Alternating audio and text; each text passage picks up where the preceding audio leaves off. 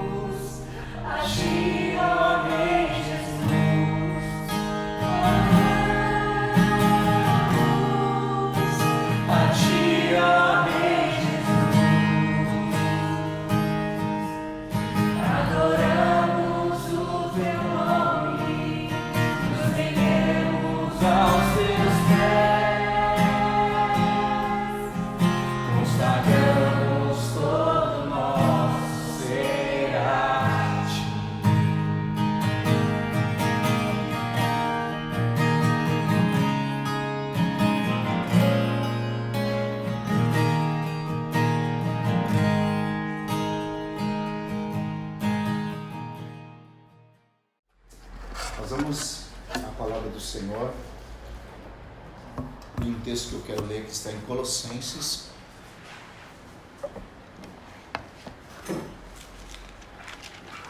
capítulo 4, Colossenses 4,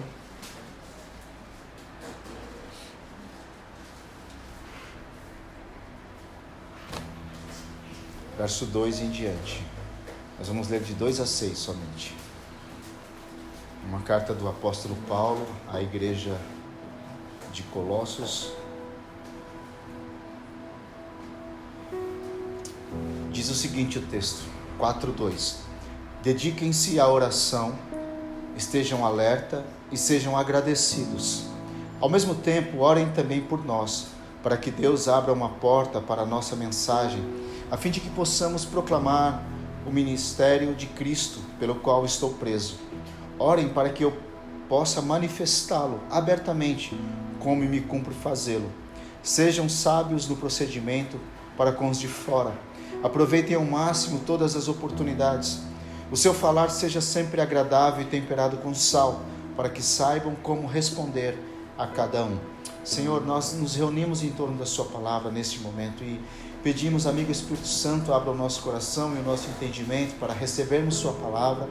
Do mesmo modo, eu te peço que o Senhor me capacite, Pai, a transmitir a sua palavra aos meus irmãos, de modo que todos nós sejamos edificados nesse dia, por meio da sua palavra. Muito obrigado, nós confiamos no Senhor e sabemos que a tua palavra é alimento para nós. Oramos assim em nome de Jesus.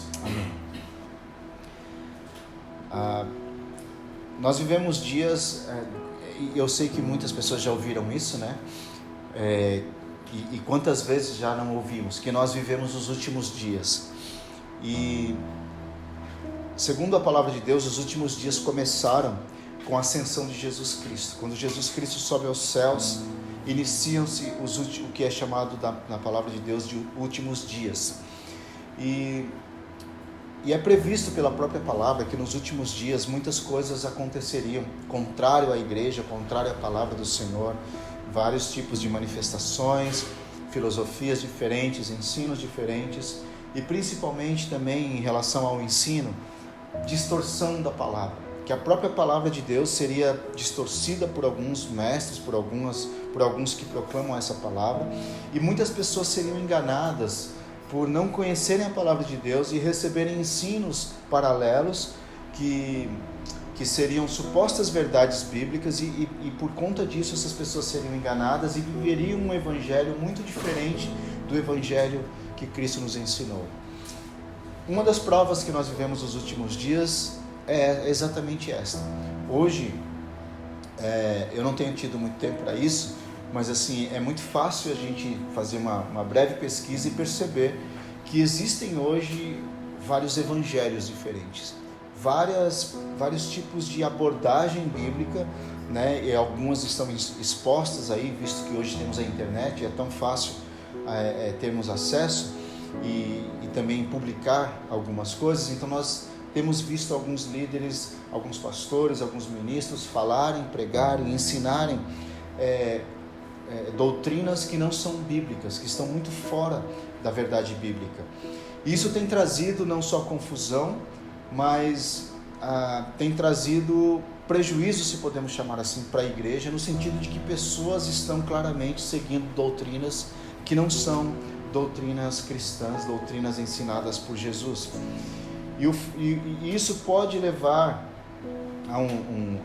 que isso é um engano, mas pode levar a um engano maior da pessoa achar que tem a vida eterna e começar a viver um evangelho tão diferente do verdadeiro que na verdade essa pessoa não tem a vida eterna.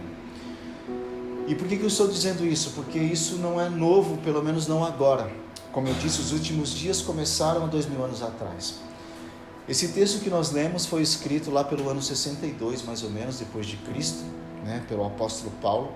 O apóstolo Paulo estava preso, era a sua primeira prisão, digamos assim, primeira vez que ele tinha sido preso em Roma, porque depois ele é liberto, ele faz uma viagem e volta à prisão de novo. Então durante essa primeira prisão, o apóstolo Paulo recebe a visita de um homem chamado Epáfras. Epáfras, ele era um um cidadão de Colossos, né? E ele traz notícias da igreja. Ele vai visitar Paulo em Roma, e Colossos ficava na região da Ásia Menor, hoje a atual Turquia. Ele faz essa viagem longa até a Europa e relata a Paulo o que está acontecendo na igreja dos Colossenses, na igreja de Colossos. E uma das coisas que ele relata é que os irmãos que haviam recebido a mensagem pura de um evangelho simples e verdadeiro, estavam vivendo agora um grande engano. Várias filosofias, vários ensinos, principalmente trazidos pelos gregos, pelos filósofos, estavam sendo inseridos dentro da igreja, esses falsos ensinos, e esses irmãos estavam sendo levados por essas doutrinas e vivendo um evangelho muito diferente, totalmente à parte daquele que eles haviam recebido inicialmente. Então o apóstolo Paulo escreve esta carta justamente condenando esses ensinos e contrapondo todos eles com a verdade.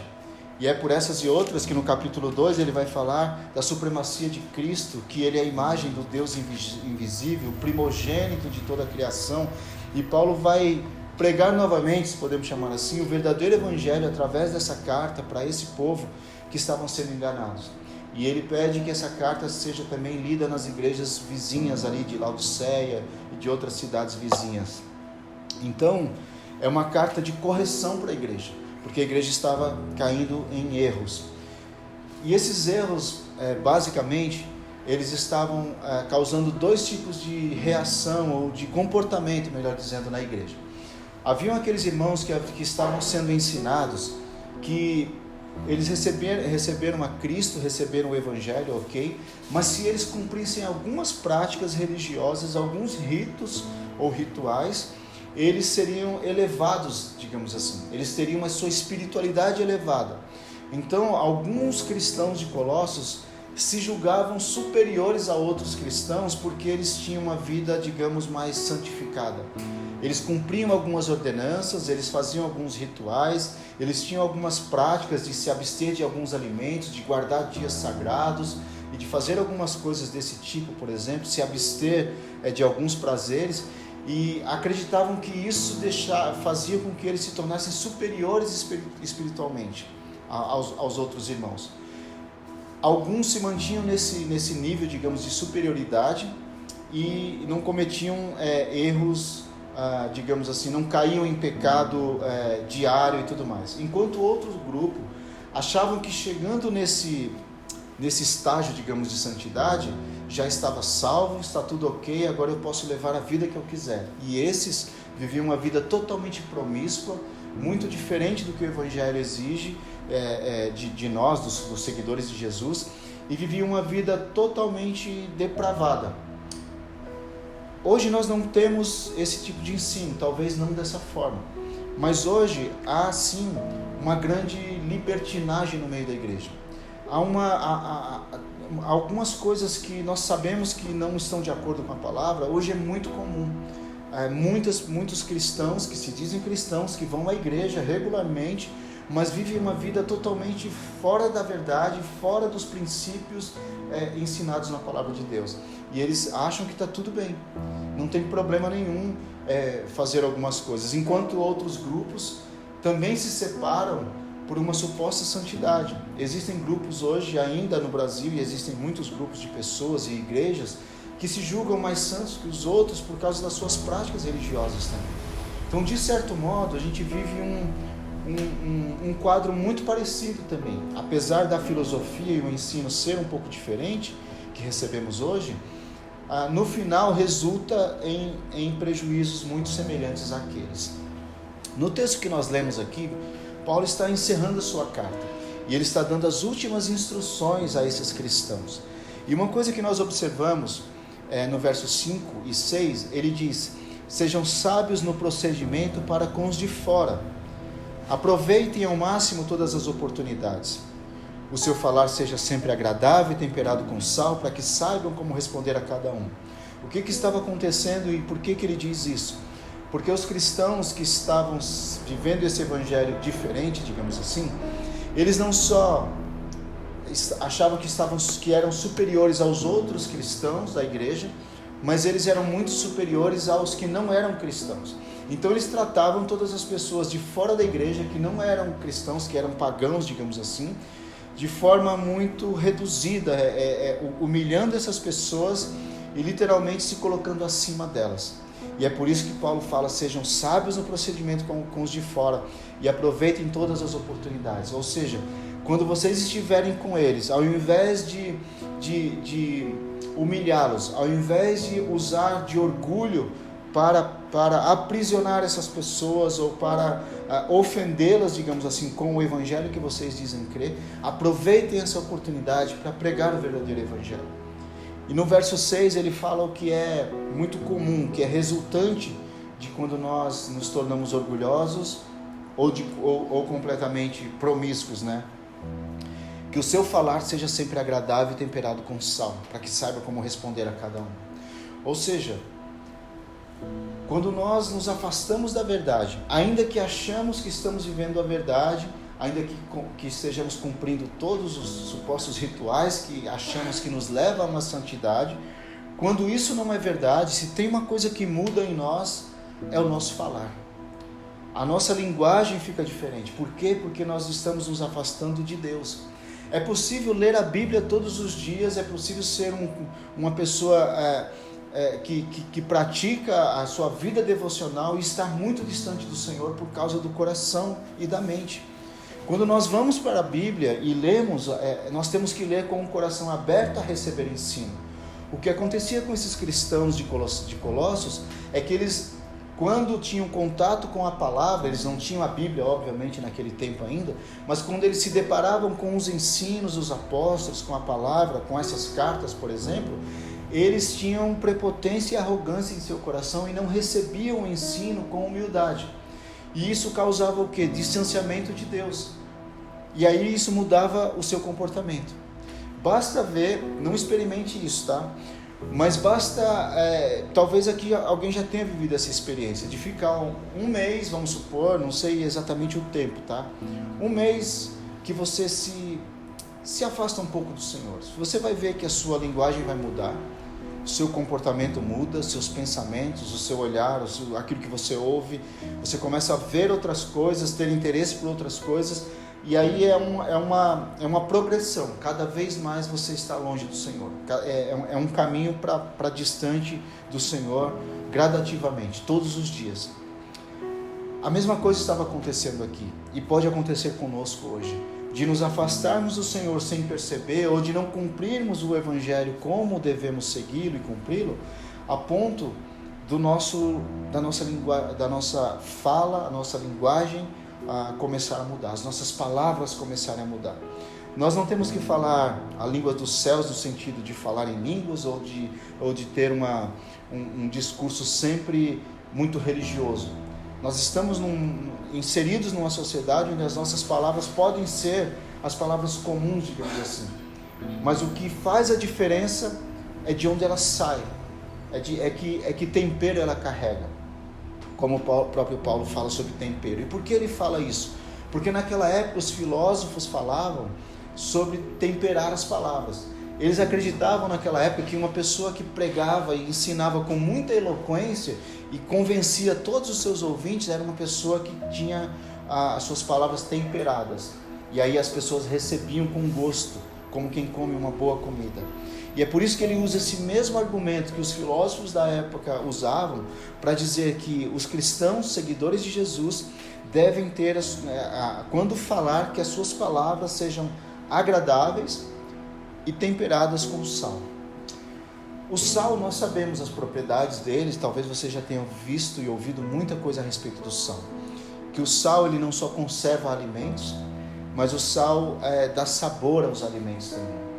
O sal, ele é capaz de pegar, quando misturado a um alimento, eu não sei nada de cozinha, tá? Mas eu sei que tem alguns alimentos que não tem muito sabor por si próprio. É meio água com açúcar, assim, né? Não tem, como o Valdir diz, não vou falar. Eu ia falar uma coisa que não pode. Algo sem tempero nenhum. E quando você acrescenta sal, não só fica salgado, mas você extrai desse alimento propriedades que não apareciam antes do sal. E ele agora tem um sabor diferente.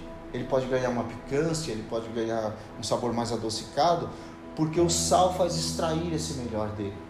E o que Paulo está falando é que as nossas palavras, quando nós falamos, não só com cristãos, não só dentro da nossa casa, mas em todos os lugares onde nós estamos ou estivermos, que as nossas palavras devem causar isso. Elas devem ser faladas de modo temperado, que aquele que recebe tem prazer de receber, se alegra em receber. E você pode falar algo, alguém vem e fala uma frase, suponhamos, você vem e fala a mesma frase, isso que você fala faz diferença em relação àquela outra pessoa. Por quê? Porque saiu temperado, foi produzido, se podemos chamar assim, num coração onde tem tempero, onde tem presença de Deus. E quando sai, leva vida, leva sabor, preserva a sociedade, preserva os costumes, preserva a mente, preserva o coração das pessoas. E essa ideia de palavras temperadas, então, nos faz, nos leva à primeira lição, que é exatamente isso: como são as nossas palavras. Quando eu falo, quando eu converso naturalmente, ou quando eu estou em meio a uma discussão, quando eu estou em meio a uma reunião, que tipo de palavra sai da minha boca? Será que saem temperadas ao ponto de se tornar agradável àquele que ouve? Ou só gera mais confusão? Ou não tem sabor nenhum, é aquela coisa insossa que não alimenta, que não muda o quadro, que não muda nada à nossa volta? Eu sempre lembro de algo que um professor uma vez falou, eu já falei isso na igreja. Tem um professor, o professor Marcos de Almeida, é um professor batista.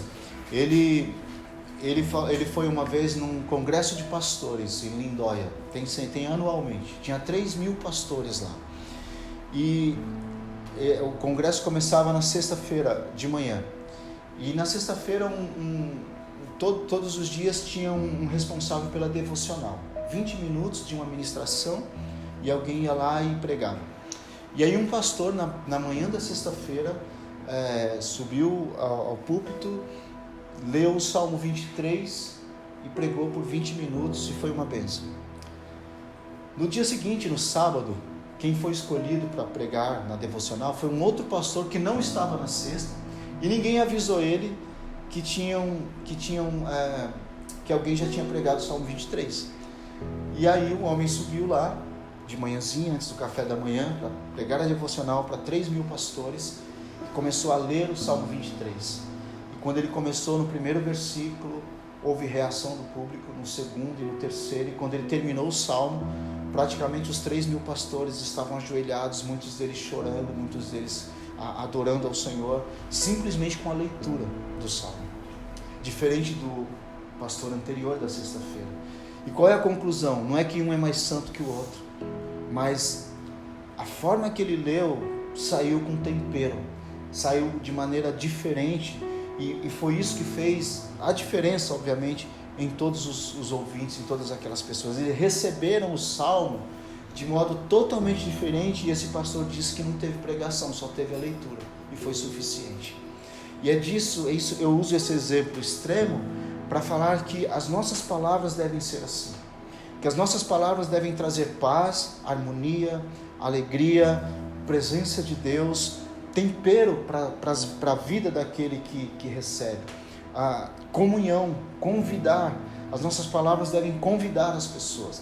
Em Colossenses, ou na cidade de Colossos, as palavras dos crentes, que se diziam tão santos e acima dos outros, inclusive, quando eles falavam em público, falavam com arrogância, com prepotência, com orgulho, e afastavam as pessoas. E é por isso que Paulo está dando esses últimos conselhos, dizendo: não, as palavras de vocês devem ser temperadas. Aproveitem cada oportunidade para falar de modo que as pessoas conheçam Cristo através de vocês, para que as pessoas tenham interesse em saber qual é a diferença, por que existe diferença em suas palavras, e como é que elas podem conhecer melhor esse tempero, que não é outra coisa senão o próprio Espírito Santo em nós. Esse tempero não é outra coisa senão o próprio Jesus em nós. Então, quando nós nos afastamos, nós perdemos essa capacidade de temperar, de dar sabor e de preservar uma humanidade tão corrompida, porque nós não temos mais essa presença em nós. E voltando ao verso 2 agora, é como se Paulo fosse falar de que maneira eu restauro esse sal, de que maneira eu restauro essa presença em mim, a ponto de que as minhas palavras sejam temperadas. E ele vai falar de cara sobre oração. Dediquem-se à oração. Em outros termos, em outras traduções, melhor dizendo, fala sobre perseverar em oração. E é o primeiro ponto. Nós vamos encontrar aqui 3 observações: oração, atenção, estejam alertas, e gratidão. É como se Paulo estabelecesse esses 3 pilares. Se você tiver uma vida de oração, estiver sempre alerta e sempre grato, isso é o suficiente para produzir esse tempero, para que você possa então expô-lo, para que você possa então transmiti-lo através das suas palavras. Dediquem-se à oração. E de cara vale a pergunta: como anda a nossa vida de oração? Como anda a nossa vida de devoção? Porque nós vivemos dias acelerados, corridos, uma metrópole como São Paulo nos consome. A gente parece que acorda atrasado todo dia, mesmo não estando atrasado. A sensação é de que já estamos atrasados, perdendo tempo, e as horas vão correndo. Você acorda, daqui a pouco é 9, é 10, é meio-dia, e lá se foi o tempo de oração, o tempo de leitura, o tempo de devoção. E nós estamos sendo roubados nesse tempo, justamente por essa dinâmica, por esse tempo que nós vivemos de muita correria e de muito envolvimento com muitas coisas. Paralelo a isso, a mensagem de hoje, de certo modo, não exige que você ore. A mensagem de hoje, muitas vezes, em muitos lugares, em muitas igrejas, muitos líderes dizem: não se preocupe, eu vou orar a madrugada inteira por você, eu vou levar seu nome para o monte, vou botar fogo na fogueira santa no seu nome, eu vou orar por você. E aí nós estamos produzindo, piadinha gospel, tá? O famoso, o crente 6 horas, crente 6 horas por mim, 6 horas por mim. Então nós estamos deixando de ter uma vida de oração e de devoção por essas 2 razões primárias ou principais: falta de tempo e porque não parece tão relevante, não parece tão necessário. Num mundo tão dinâmico hoje, parece muito esquisito até, parece bobo parar e orar. Só que a oração é ela que nos conecta a Deus por meio do seu Espírito. É justamente a oração que nos conecta ao Pai e nos faz perceber Ele em nós.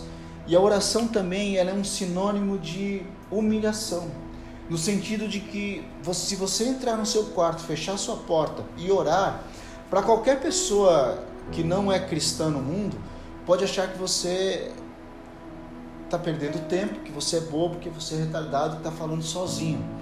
Mas como nós sabemos que não, isso nos humilha, porque nós sabemos que temos um Deus que nos ouve, que responde a nós, e a humilhação está no fato de nós dependermos desse Deus que nem podemos ver.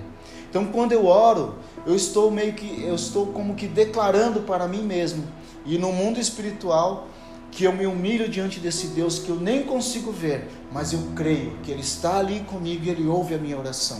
E depois que eu oro, eu saio transformado, eu saio preenchido da presença do Senhor, eu saio confiante que Ele me ouviu, independente do tempo que eu oro. A oração, ela nos alimenta, a oração nos transforma por dentro. Às vezes nós vamos orar para que Deus mude algo e Deus muda o nosso coração. Nós vamos às vezes fazer uma reclamação diante de Deus e nós saímos humilhados, percebendo a sua graça e bondade sobre nós. Então o primeiro pilar, para que as minhas palavras, quando eu saio da oração, as minhas palavras mudam, o meu comportamento muda, a minha mente muda, os meus pensamentos. Se eu tiver regrada ali uma vida de oração, gradativamente eu vou tendo a minha vida, comportamento, o olhar, os ouvidos, as ações e reações mudadas por causa dessa oração. Porque quando eu oro, é como uma adoração, é como essa ideia de oração. A palavra oração tem a ver também com se prostrar, e essa prostração tem a ver com adoração. E quando nós adoramos, nós somos transformados à imagem daquele que adoramos. Cada vez que eu oro, então, eu sou transformado à imagem de Cristo. Eu sou transformado à imagem do meu Senhor, a quem eu adoro, mesmo que eu não o veja.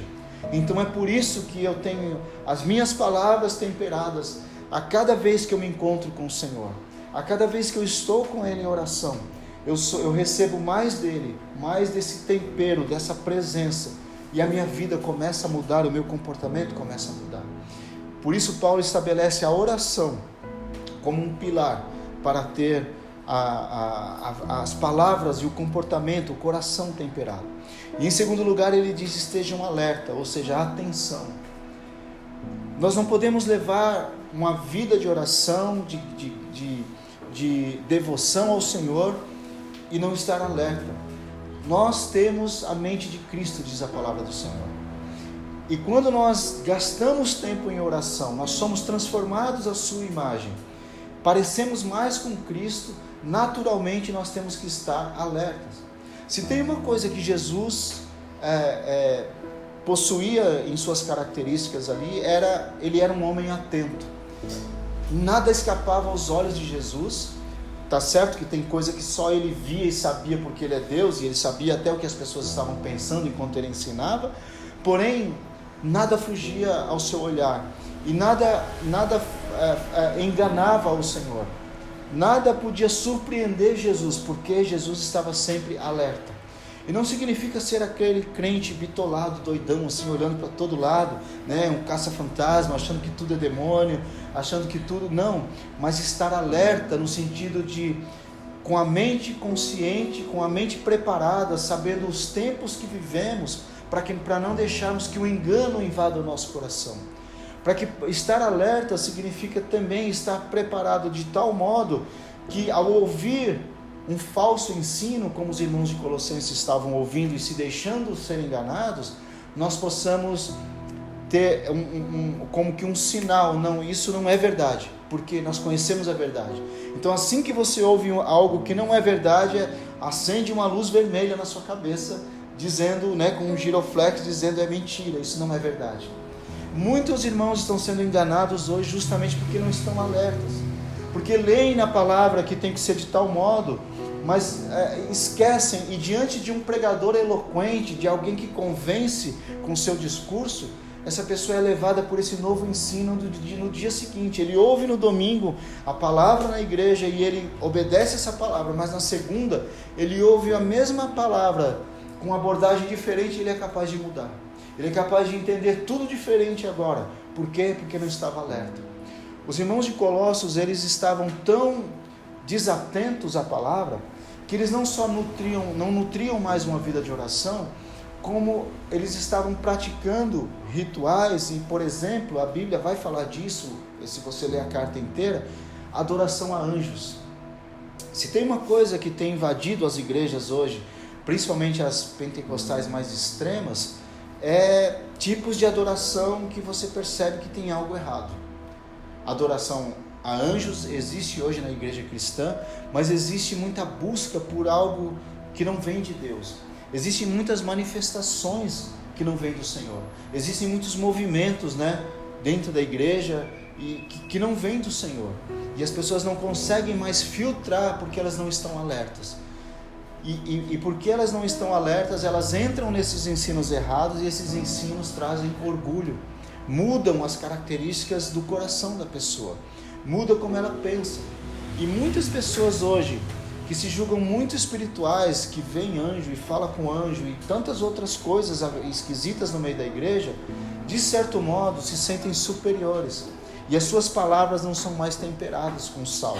As suas palavras às vezes machucam, ferem, porque não vêm do coração de Deus. Então Paulo estabelece oração e atenção, estar alertas nesse tempo, estarmos alerta, porque vivemos os últimos dias e muita coisa pode estar no meio da igreja, pode estar do nosso lado, nós podemos ser facilmente enganados, então estejamos alertas. E por último ele diz: sejam agradecidos, gratidão.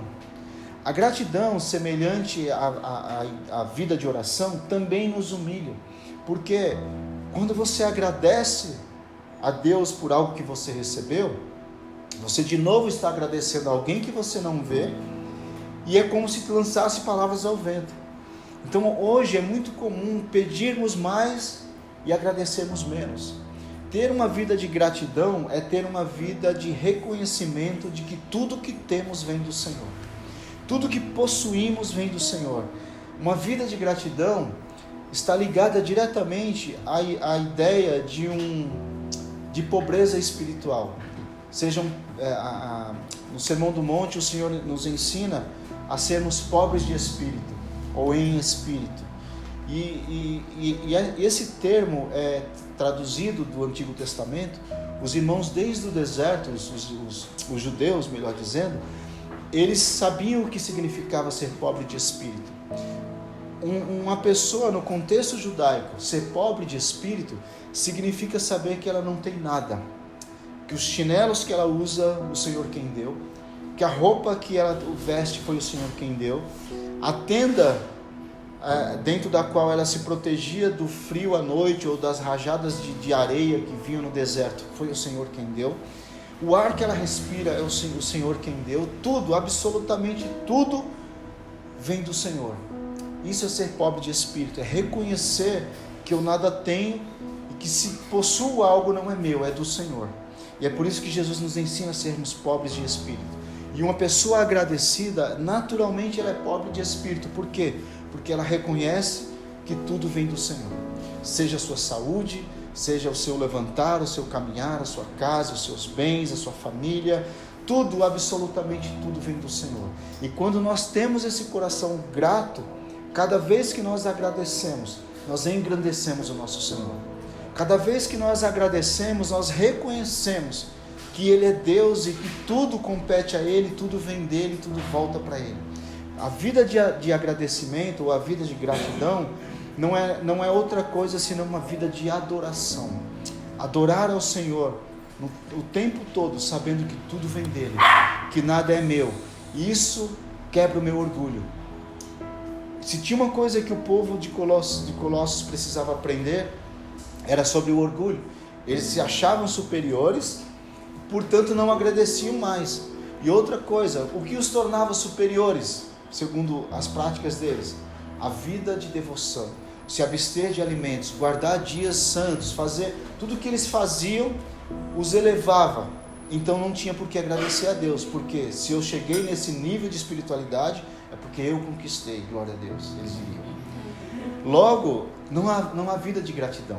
Mas quando eu reconheço que se eu hoje tenho o Senhor em mim, se hoje fui alcançado por sua graça e sou grato por isso, se hoje eu me alimentei e eu tive pão à mesa, é porque o Senhor deu, e tudo mais que tem na minha vida e em torno dela é do Senhor, pertence a Ele, eu não tenho do que me orgulhar. Eu me humilho e engrandeço o meu Senhor, através da minha vida, através do meu falar. E é isso que tempera as nossas palavras.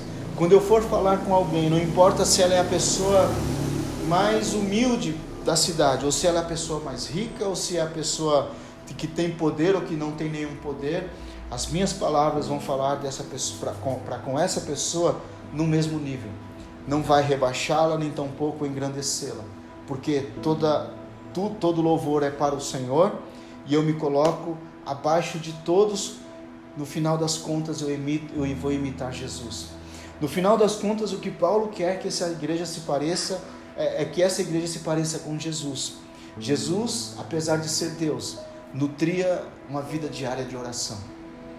O Senhor, nos evangelhos, está repleto de textos que o Senhor se recolhia para orar. Ele mesmo mostrava essa humildade. Ele, sendo Deus, ele orava para falar com o Pai. Ele precisava nutrir essa vida de comunhão e de oração com o Pai. O segundo ponto que eu já mencionei, ele estava sempre alerta. Nada escapava aos seus olhos. Ele percebia as coisas à sua volta. Ele percebia o tempo que ele vivia e a intenção das pessoas. E Jesus era um homem grato. Jesus partia um pão e olhava para os céus e dava graças ao Pai. Um pão que ele mesmo multiplicou. Mas ele sabia que, na verdade, tudo vinha de Deus. O poder que fez com que ele multiplicasse pães veio do Pai, então ele agradecia ao Senhor. Jesus nutria uma vida de gratidão. E é por isso que Jesus tinha palavras temperadas, palavras que curavam, que restauravam, palavras que acalmavam corações, palavras de perdão, de compreensão, de correção, mas correção sempre com amor, com graça, com virtude. Jesus era um homem temperado, com sal. As suas palavras saíam da sua boca e agradavam aqueles que ouviam. E até mesmo os seus inimigos, os judeus, os mestres da lei, quando ouviam um sermão, um ensino, ficavam maravilhados, como diz a palavra. Ficavam impressionados e diziam: de onde vem tanta sabedoria? Mesmo não amando o Senhor, não o reconhecendo como Filho de Deus, como o Messias de Israel, esse povo se admirava e não tinham o que dizer contrário a Jesus, a não ser inventar mentiras, que foi o que fizeram para levá-lo para a cruz. Nos dias de hoje, se alguém tivesse que levar a igreja para a cruz, levaria por razões muito legítimas. Muito legítimas. Se tivéssemos hoje quem nos julgasse, digamos assim, a igreja talvez estivesse perdida. Mas o nosso papel não é olhar para todos e dizer: então tudo está perdido. Não, o meu coração como está. Se Epáfras existisse hoje, vivesse nos dias de hoje, o apóstolo Paulo também, e ele fizesse essa viagem até Roma, digamos, por exemplo, para visitar Paulo e falar como anda a igreja Doma, ou o irmão A ou B, o que Epáfras diria para Paulo sobre nós? Qual seria o relatório que ele daria sobre você, sobre o seu coração, sua vida sua vida cristã, sua conduta? É isso que o Espírito Santo está comunicando a Deus hoje. Não mais um evangelista falando a um apóstolo, mas o Espírito, que é o Espírito de Deus, comunicando ao Pai como nós estamos. E vale a pena nós refletirmos hoje, portanto, na nossa vida de oração, o quanto estamos alertas e entendendo profeticamente o tempo que estamos e a vida de gratidão que temos, porque é isso que vai temperar as nossas palavras. Nós vamos ter um discurso agradável, uma conversa agradável, palavras agradáveis que vão atrair as pessoas para Jesus. E no final das contas, nós vamos nos parecer com Ele. Afinal, somos o corpo de Cristo. Eu sozinho não sou o corpo de Cristo, mas nós juntos somos o corpo, cada um na sua função.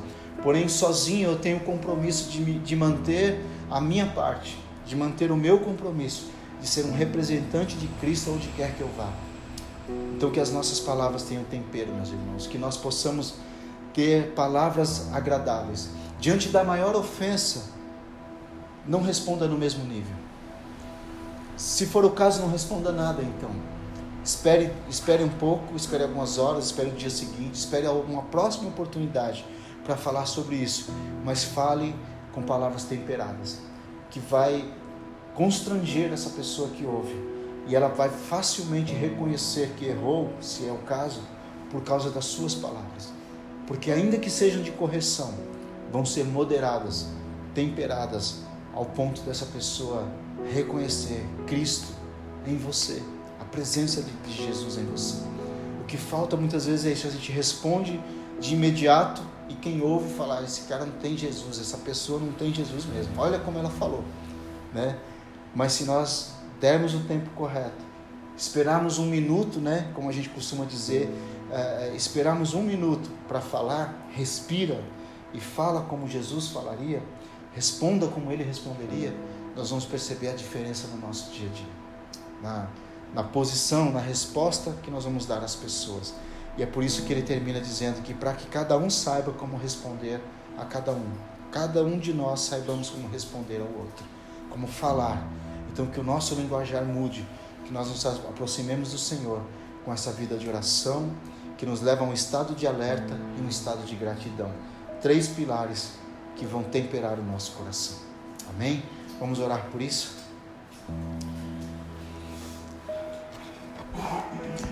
Jesus, nós te agradecemos, Pai, por sua palavra. Nós te agradecemos porque o Senhor É um Deus, como falamos nessa noite, poderoso, inabalável, grande, incomparável. Mas o Senhor se fez homem e habitou entre nós. E foi e é o mais humilde dos homens. Tu és o maior exemplo de humildade que o mundo pode conhecer. Sendo Deus, cheio de sabedoria e graça, o Senhor se limitava aos homens, se limitava a culturas, se limitava a um jeito de falar de camponeses e pescadores, e falava a língua daqueles homens, falava ao coração deles. O Senhor é um Deus que falou com crianças, que se aproximou de mulheres que eram naquela época discriminadas. O Senhor se aproximou de leprosos, de paralíticos, de pessoas que eram excluídas da sociedade. O Senhor se assentou com poderosos, o Senhor se assentou com fariseus, o Senhor comeu na casa de cobradores de impostos, o Senhor esteve com prostitutas, o Senhor esteve com pescadores em alto mar, o Senhor esteve em tantos lugares diferentes, Pai. Mas nada, nenhum lugar mudou quem o Senhor era. Mudou o teu comportamento, as tuas palavras e o seu coração. Porque o Senhor sabia quem era. O Senhor nutria uma vida de oração, de devoção, estava sempre alerta e com um coração grato. Jesus, nos ensine a ser como o Senhor.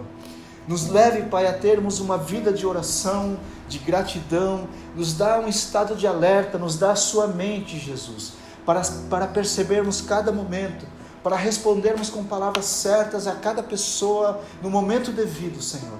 E nos dê um coração grato, humilde, sabendo que tudo que temos e possamos vir a ter, vem do Senhor, e nós devolvemos gratidão ao Senhor, porque reconhecemos que o Senhor é o Deus de nossas vidas. Nos faz pobres de espírito a cada dia, Senhor, e tempera as nossas palavras, muda a nossa mente, muda o nosso coração e muda as nossas palavras, Pai. Eu sei o quanto é difícil para cada um de nós, mas muda, Senhor Deus, a nossa maneira de responder, a nossa maneira de falar, a nossa maneira de pensar, muda os nossos olhos, muda a nossa maneira de ouvir, nos transforma, Pai, dia a dia, a sua imagem e semelhança, para que o mundo veja Cristo em nós, a esperança da glória, para que a nossa família, Pai, que a partir da nossa casa, a nossa família veja Cristo em nós, mesmo no dia mais difícil, Senhor. Muda os nossos corações e nos torna parecidos contigo, Senhor. Nos torna semelhantes a Ti, Jesus, para a glória do Teu nome. Tempere as nossas palavras, Pai. Tempere as nossas palavras. Nos perdoa quando ferimos, quando magoamos, com palavras agressivas, com palavras que não vêm do Senhor. Mas muda o nosso coração, Pai, dia após dia. Não queremos ser melhores que ninguém. Queremos viver um evangelho simples, baseado na Sua palavra, na Sua mensagem poderosa, e sermos imitadores do Senhor. Isso é suficiente, Pai, para que possamos glorificar Teu nome através das nossas vidas e torná-lo conhecido através da nossa vida, do nosso comportamento, de tudo que somos para o Senhor. Muito obrigado, Pai. Seja conosco em tudo, nós te pedimos. Seja conosco em tudo, sempre e sempre. Seja conosco, Pai. Seja conosco. Vivemos em dias, Pai, em que a nossa mente tem sido roubada, os nossos pensamentos são bombardeados e tentam mudar o tempo todo, Pai, por filosofias, por palavras que não vêm do Senhor, por falsos evangelhos, por uma maneira promíscua, inclusive, de viver a Sua palavra. Mas nos traz para a Sua verdade sempre, nos confronta com Sua verdade, nos confronta com Sua santidade, e que nós possamos, Pai, confrontados pelo Senhor, ter mudado no nosso coração, termos o Teu Espírito Santo nos forjando, Pai, a Sua imagem e semelhança, para a glória do Teu nome nós oramos. Muito obrigado, Jesus, por esta noite, por este culto, por Sua palavra. Mais uma vez recebe nossa adoração e obrigado por nos instruir por meio da Sua palavra. Nos dê um dia abençoado, uma noite abençoada, um final de semana abençoado, um domingo cheio da Sua presença, junto aos nossos amigos e familiares. Nos dê uma semana poderosa, onde possamos glorificar o Teu nome através de tudo que fizermos, Pai. Muito obrigado, nós oramos assim em Teu nome. E que o amor de Deus, o nosso Pai, que a graça do nosso Senhor e Salvador Jesus Cristo e a comunhão do Espírito Santo de Deus esteja sobre cada um de vós, de hoje para todos sempre. Amém e amém. Amém. Deus abençoe, meus irmãos, que possamos todos nós vivermos essa palavra. Amém?